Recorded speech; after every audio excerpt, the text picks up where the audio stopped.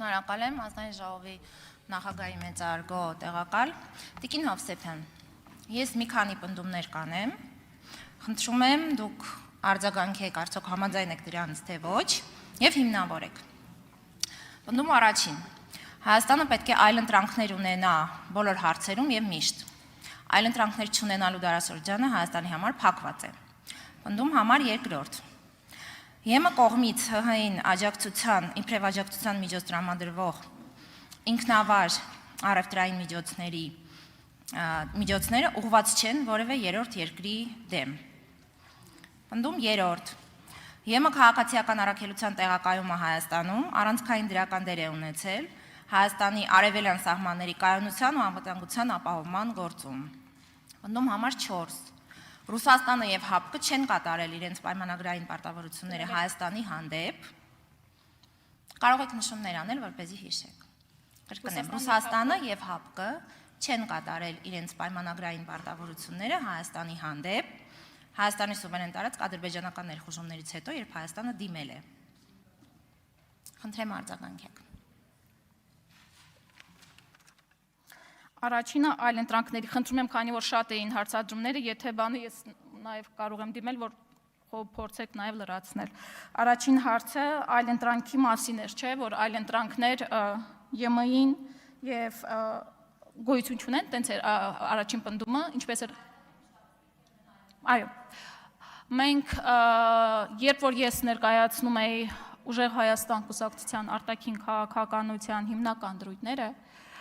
ես հստակ ներկայացնում եմ, որ մեկ կախվածությունը, մեկ կենտրոնից միշտ հղի է ռիսկերով։ Միշտ պետք է դու ունենաս դիվերսիֆիկացիա, առավել ևս տնտեսական դիվերսիֆիկացիա, որովհետև մենք գիտենք հենց այսօր էլ մեր գյուղացիները բախվում են այն խնդրին, որ այս դիվերսիֆիկացիայի բացակայության պատճառով նրանք ստիպված են ճանապարհ փակել, որովհետև այս դիվերսիֆիկացիայի բացակայության պատճառով բերքը մնում է ծառերին եւ ավելին այդ գյուղացին, որ ամբողջ տարին աշխատում է եւ չի կարողանում վերջում իրացնել իր աշխատանքը, ստեղծվում է այնպիսի իրավիճակ, որ ստեղծվել է այսօր։ Երկրորդ հարցը մոնիտորինգի հետ կապված խմբերի Հայաստանում ԵՄ մոնիտորինգային խմբի։ Տեսեք, Հայաստանի անվտանգային համակարգը ընդհանուր համապարփակ համակարգը բաղկացած է բազմաթիվ բաղադրիչներից։ Համոզված եմ, որ մեր անվտանգության ամենաառաջին բաղադրիչը հենց ուժեղ, հզոր հայկական բանակն է։ Եվ մեր ամենաառաջին գործողությունները առաջնային պիտի լինի հենց արդիական ուժեղ բանակ ունենալը։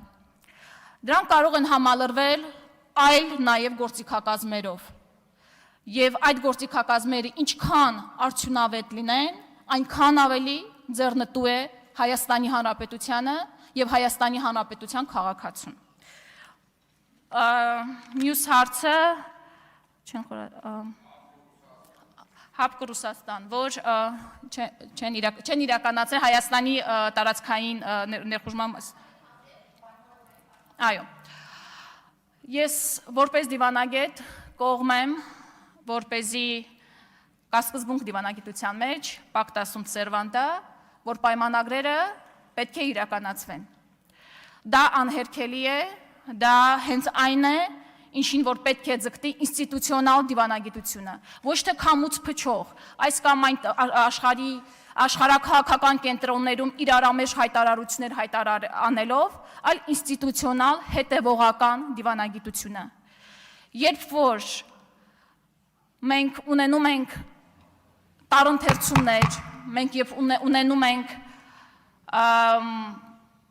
ավարտեք Տիկին Հովսեփյան։ Արձագանքի կշարունակեմ։